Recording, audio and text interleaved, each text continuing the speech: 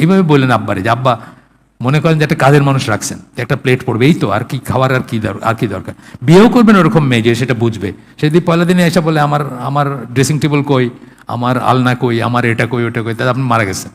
তো ওই, তবে মনে রাখবেন আল্লাহ রসুল লোহার আংটির বিনিময়ে বিয়ে দিতে চাইছেন, তাও ছিল না ওই সাহাবীর, তারপরেও কিন্তু বিয়ে হয়েছে।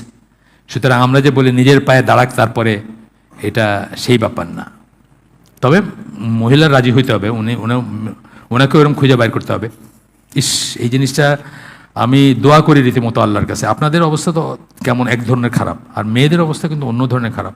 আমরা যে বিয়ে শাদী নিয়ে কাজ করি, 20টা মেয়ের এগেনস্ট একটা ছেলের বায়োডাটা পাই আমরা। 20টা মেয়ে কুমারী, আর স্বামী পরিত্যক্তা বা ডিভোর্সিত রয়েই গেল। এইগুলো যে আমাদের কোথায় নিয়ে যাচ্ছে, সমস্ত ভিতর দিয়ে সব সব নামাজ রোজা সব গোল্লায় যাচ্ছে আর কি। কারণ আপনি যদি ব্যভিচারী হন, আপনার বাকি জিনিস কোথায় যাবে বলেন তো?